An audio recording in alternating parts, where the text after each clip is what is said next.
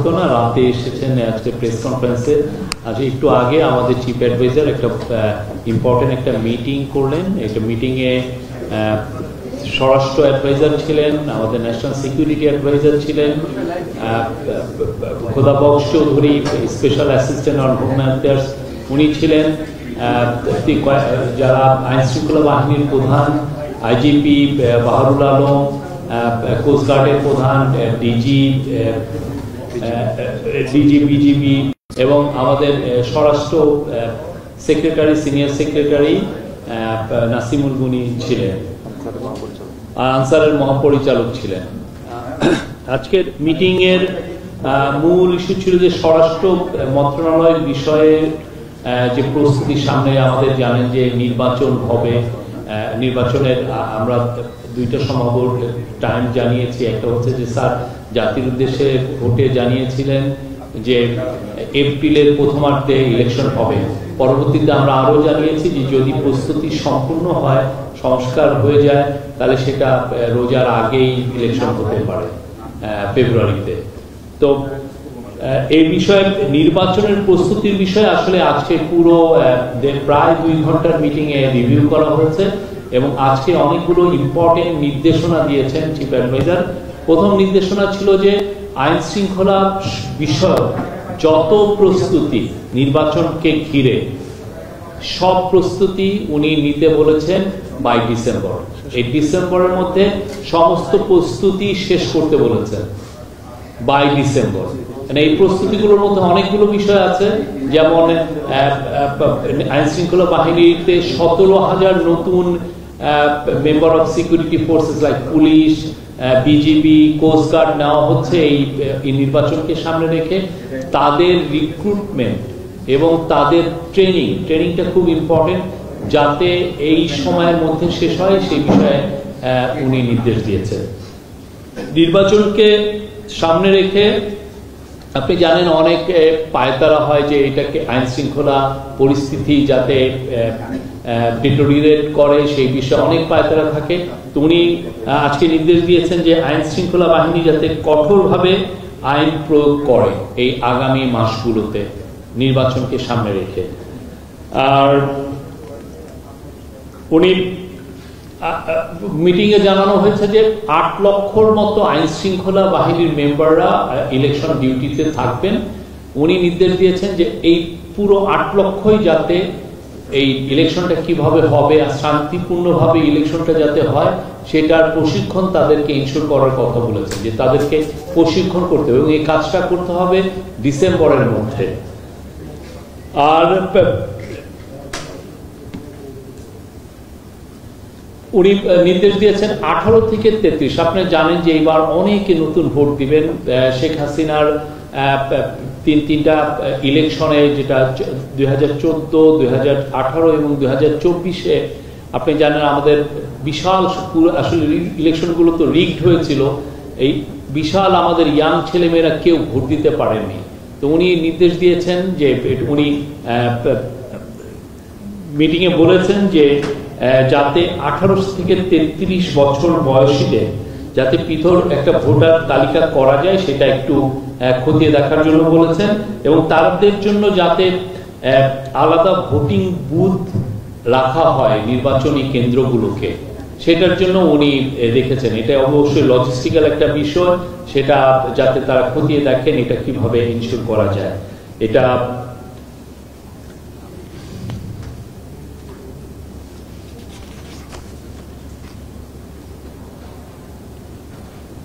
নির্বাচনকালীন সময়ে আইন শৃঙ্খলা বাহিনী কিভাবে ডিপ্লয়েড হবে এটা একটা ইস্যু। কোথায় কোথায় ডিপ্লয়েড হবে আপনারা জানেন, যে বর্ডার এরিয়াতে কিভাবে ডিপ্লয়মেন্ট হবে, দেশের বিভিন্ন জায়গায় ডিপ্লয়মেন্ট এবং ঝুঁকিপূর্ণ কেন্দ্রে কিভাবে ডিপ্লয়মেন্ট হবে, কতজন আনসার থাকবেন, কতজন পুলিশের সদস্য থাকবেন, বিজিবি বা সেনাবাহিনী কিভাবে থাকবেন, স্ট্রাইক ফোর্স হিসাবে কিভাবে থাকবেন, সেগুলো নিয়ে আজকের মিটিং এ বিস্তারিত আলোচনা হয়। এবং ওইখানে বলা হয় যে 8 লক্ষের মধ্যে 5,70,000 হচ্ছে হলো আনসার এবং 1,41,000 হচ্ছেন পুলিশের সদস্য। উনি পুলিশকে বাংলাদেশের 47,000 পুলিশ, মিটিং এ বলা হচ্ছে যে 47,000-এর মতো ভোটিং কেন্দ্র থাকবে এবং তারা দেখেছেন, অ্যাসেসমেন্ট করে দেখেছেন যে 16,000-এর মতো ভোট কেন্দ্র হচ্ছে ঝুঁকিপূর্ণ হতে পারে। তো এই ঝুঁকিপূর্ণ কেন্দ্রে কিভাবে শান্তিপূর্ণভাবে ইলেকশন ভোটটা কন্ডাক্ট করা যায় সেই জন্য উনি নির্দেশ দিয়েছেন, এবং সেটা নিয়ে আজকে অনেক বিস্তারিত আলোচনা হয়েছে।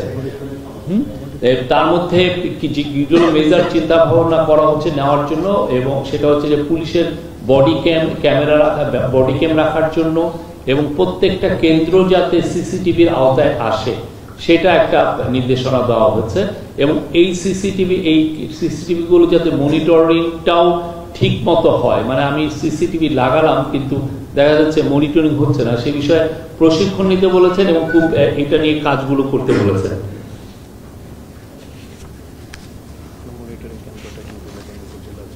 জুডিশিয়াল, আপনি জানেন যে বাংলাদেশ এক্সিকিউটিভ ম্যাজিস্ট্রেটটা ইলেকশনের সময় ডিপ্লয়েড হয় এবং জুডিশিয়াল ম্যাজিস্ট্রেটও ডিপ্লয় হয়। তো একটা মিটিং অবজার্ভ করা হয়েছে যে জুডিশিয়াল ম্যাজিস্ট্রেটদের অনেক সময় এই ভোট বিষয়ে তাদের প্রশিক্ষণের অভাব থাকে।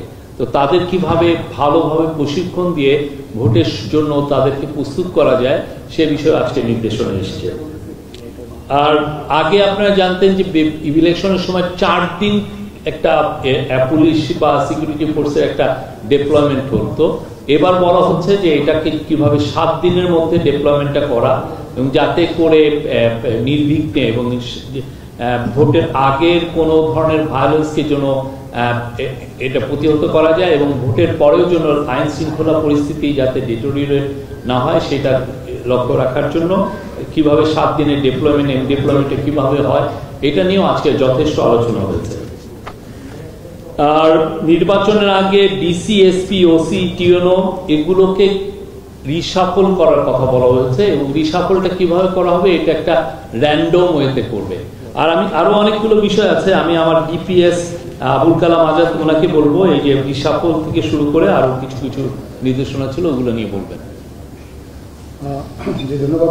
মোটামুটি গুরুত্বপূর্ণ পয়েন্টগুলো শুরু করে বলেছেন। রিশাফলের কথা যেটা আলোচনা হয়েছে যে এমপ্লয়ি নাম্বার দিয়ে এই নাম্বার ধরে আপনার রিশাফলিং করে লটারির মাধ্যমে এই ডিপ্লয়মেন্টগুলো, এই অ্যাপয়েন্টমেন্টগুলো করা যায় কিনা সেটা ভেবে দেখতে মাননীয় প্রধান উপদেষ্টা বলেছেন, যাতে এই অ্যাপয়েন্টমেন্টগুলোর ক্ষেত্রে কেউ কোনো ধরনের প্রভাব না খাটাতে পারে। সেটা আমরা কোশ্চেন করেন পরে প্লিজ, শেষ হয়নি। এটা একটা আলোচনা এসেছে। আরেকটা বিষয়, গুরুত্বপূর্ণ বিষয় আলোচনা হয়েছে যে আপনার এর আগে আপনারা দেখেছেন যে নির্বাচন কমিশন, আমরা গত সরকারের আমলে একটা উপনির্বাচনের সময় দেখেছিলাম যে নির্বাচন কমিশন একটা সিসিটিভি ক্যামেরার মাধ্যমে নির্বাচনকে পর্যবেক্ষণ করে ওই পুরো একটা আসনের নির্বাচনকে বাতিল করে দিয়েছিল। এর প্রেক্ষিতে পরবর্তীতে আইন সংশোধন করে নির্বাচন কমিশনের এই ক্ষমতাটা খর্ব করা হয়েছে। তারা শুধুমাত্র এখন নির্দিষ্ট কেন্দ্রের নির্বাচন বাতিল করতে পারে। নির্বাচন কমিশনের এই ক্ষমতাটা ফিরিয়ে দেওয়া যায় কিনা, কোনো নির্দিষ্ট আসনে যদি ব্যাপক অনিয়ম হয় নির্বাচন কমিশন সেই আসনের পুরো নির্বাচনটাকে বাতিল করতে পারে কিনা সেই বিষয়ে আইনি দিকটা খতিয়ে রাখার জন্য মাননীয় প্রধান উপদেষ্টা আজকে উপস্থিত যারা কর্মকর্তা ছিলেন তাদেরকে নির্দেশ দিয়েছেন। আর মেয়েরা যাতে ভোট ভালোভাবে দিতে পারে, নারী ভোটারদেরকে যাতে বিশেষভাবে তারা ভোট দিতে পারে। একটা বিষয় ব্যাপকভাবে আলোচনা হয়েছে, সেটা হচ্ছে আজকের মিটিংয়ে যে আইন শৃঙ্খলা রক্ষাকারী বাহিনী বা নির্বাচনী দায়িত্ব যারা পালন করে তাদেরকে তো প্রশিক্ষণ দেওয়া হবেই, ভোটারদেরও যাতে প্রশিক্ষণ দেওয়া হয়। কারণ অনেক ভোটার আছেন যারা নতুন ভোটার, এরা কখনো ভোট দেননি, তারা কীভাবে ভোট দেবেন এটা যাতে তারা আগে থেকেই জানতে পারেন, ভোটারদের প্রশিক্ষণের বিষয়টাও আজকে আলোচিত হয়েছে। আরেকটা বিষয় আলোচিত হয়েছে আজকে যে গত 3টা বিতর্কিত জাতীয় নির্বাচনে যেসব পোলিং অফিসার এবং প্রিসাইডিং অফিসার দায়িত্ব পালন করেছেন তাদেরকে বাদ দিয়ে এবার যাতে নির্বাচনী কর্মকর্তা নিয়োগ দেওয়া যায় কিনা সেই বিষয়টাও যাতে খতিয়ে দেখা হয়। কারণ এক্ষেত্রে হয়তো সব সম্ভব না হলেও যত বেশি সম্ভব তাদেরকে বাদ দিয়ে যেন নির্বাচনী কর্মকর্তা নিয়োগ দেওয়ার বিষয়টি প্রক্রিয়া নিয়োগ দেওয়া যায় সেই বিষয়টাও ক্ষেত্রে দেখতে মাননীয় প্রধান উপদেষ্টা আজকে এই নির্দেশনা দিয়েছেন। হ্যাঁ, জেলা, আর এটা তো সরকার বলেছেন হয়তো উপজেলা, জেলা এবং বিভাগীয় পর্যায়ে এবং কেন্দ্রীয় পর্যায়েও বিভিন্ন মনিটরিং সেল গঠন করা হবে, যেখান থেকে পুরো নির্বাচন প্রক্রিয়াটা মনিটর করা হবে। এবং সেখানে কোনো অনিয়ম দেখা গেলে যাতে তাৎক্ষণিক ব্যবস্থা নিতে পারে। আজকে মোট এই মিটিংটার মূল উদ্দেশ্যটাই ছিল নির্বাচন সংক্রান্ত আইন শৃঙ্খলা রক্ষাকারী বাহিনী তাদের প্রস্তুতি নেওয়ার জন্য, এবং এখানকার মূল বক্তব্যটা মাননীয় প্রধান উপদেষ্টা বলছেন ভোটার, আইন শৃঙ্খলা রক্ষাকারী বাহিনী এবং অন্যান্য যারা কর্মকর্তা নির্বাচনের সাথে সংশ্লিষ্ট আছেন তাদের প্রত্যেকের নির্বাচন সংক্রান্ত যাবতীয় প্রস্তুতি তারা ডিসেম্বরের মধ্যে সম্পন্ন করতে হবে। এই জন্য যদি যে জনবল নিয়োগের কথা বলা হয়েছে, যেগুলো অলরেডি প্রক্রিয়াধীন আছে, সেই প্রক্রিয়াগুলো সম্পন্ন করার কথা বলা হয়েছে, যেগুলো এবং তাদের ট্রেনিংটার কথা বলা হয়েছে, এবং এই ক্ষেত্রে যদি কোনো ক্রয়ের কোনো বিষয় থাকে তাহলে সেই ক্রয়গুলো বিশেষ করে পুলিশের বডি ক্যাম্প, যেটা কথা আলোচনা হয়েছে, যাতে পুলিশ 47,000 নির্বাচনী কেন্দ্র, প্রত্যেকটা কেন্দ্রে যাতে পুলিশ বডি ক্যাম্প ব্যবহার করতে পারে, সেই জন্য বডি ক্যাম্প প্রকিউরমেন্টটা খুব দ্রুত সম্পন্ন করার জন্য মাননীয় প্রধান উপদেষ্টা নির্দেশ দিয়েছেন। সেখানে স্বরাষ্ট্র উপদেষ্টা ছিলেন, উনি আজকে বলেছেন যে তাদের কাছে যেসব বডি ক্যাম্প আছে অলরেডি, ইতিমধ্যে 2000 বডি ক্যাম্প স্বরাষ্ট্র মন্ত্রণালয়ের কাছে আছে, এগুলো এই আগামী সপ্তাহ থেকে ওনারা কমিশনিং শুরু করে দেবে বিভিন্ন থানাতে। আরেকটা বিষয় আলোচিত হয়েছে যে থানায় যারা পুলিশ যারা দায়িত্ব পালন করবে, এক থানার পুলিশকে অন্য থানায় দায়িত্ব দিয়ে দেখা যেতে পারে কিনা, যাতে করে তারা কোনোভাবেই নির্বাচন প্রক্রিয়াটাকে কেউ তাদের দ্বারা প্রভাবিত করতে না পারে। এইটাও আজকে সবাই আলোচিত হয়েছে। আজকে সবাই কোনো সিদ্ধান্ত হয় নাই, মূলত মাননীয় প্রধান উপদেষ্টা এই নির্দেশনাগুলো দিয়েছেন, ওনার নির্দেশনার আলোকে পরবর্তীতে সংশ্লিষ্ট সরকারি দপ্তরগুলো এই প্রয়োজনীয় সিদ্ধান্তগুলো বাস্তবায়ন করবে। ধন্যবাদ আপনাকে। আর মিটিংয়ে অনেকগুলো কথা বলেছেন যে আমাদের মাননীয় চিফ অ্যাডভাইজার, উনি বলেছেন আগে যে ধরনের নির্বাচন হচ্ছিল সেটা হচ্ছে লোক দেখানো নির্বাচন। নির্বাচন বিশ্ব সংশ্লিষ্ট সবাইকে সেই জন্য একটা প্রকৃত নির্বাচন কি করে আয়োজন করতে হয় সেটা ট্রেনিং দিতে হবে, কার কি ভূমিকা সেটা পরিষ্কার থাকতে হবে, দরকার হলে রিহার্সাল নির্বাচন করতে হবে যাতে অনুশীলন হয়। উনি আরো বলেছেন যে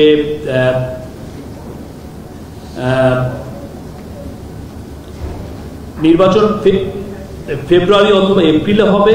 এর অর্থ হলো নির্বাচনের জন্য যে প্রাতিষ্ঠানিক কাঠামো দরকার সেটা প্রস্তুত করতে যা কিছু প্রয়োজন তা এখন থেকেই শুরু করতে হবে। আর উনি বলেছেন নির্বাচনের জন্য পর্যাপ্ত লোকবল আছে কিনা এটা এখনই খুবই দ্রুত এটা জানতে হবে। যদি নতুন নিয়োগ করতে হয় তবে নিয়োগ প্রক্রিয়া এখন থেকেই শুরু করে দিন। তাদের জন্য পর্যাপ্ত প্রশিক্ষণের ব্যবস্থা করুন। প্রতিদিন ট্রেনিং হবে। ডিসেম্বরের মধ্যে সকল প্রস্তুতি শেষ করতে হবে, চিফ অ্যাডভাইজার বলেন। আরো উনি বলেছেন আগে যে এটা তো আমি বললামই,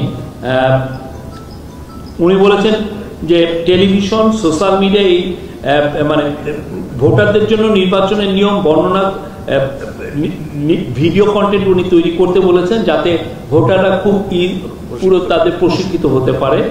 টেলিভিশন সোশ্যাল মিডিয়ায় এই ভিডিওগুলো প্রচার করতে হবে। উনি বলেছেন জরুরি নম্বরগুলো সবার কাছে পৌঁছে দিতে হবে যাতে কোনো ভোটারের অসুবিধা হলে সঙ্গে সঙ্গে ফোন দিতে পারে, কন্ট্রোল রুমের সঙ্গে ভোটার জন্য সরাসরি কানেক্ট থাকতে পারে।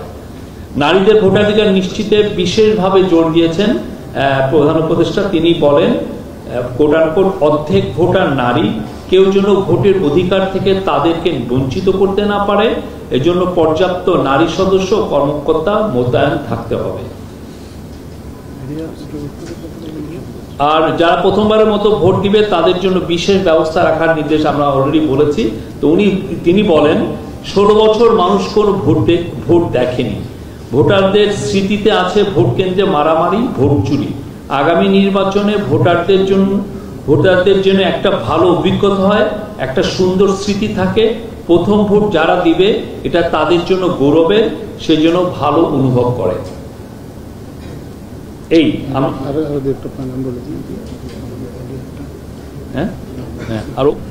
আরো যে দু একটা বিষয় আজকে আলোচিত হয়েছে, এর মধ্যে একটা হচ্ছে ভোটের দিন ইন্টারনেট সচল রেখে বিকল্প কোনো ব্যবস্থায় যাতে করা যায়, যোগাযোগ ব্যবস্থাটা যাতে।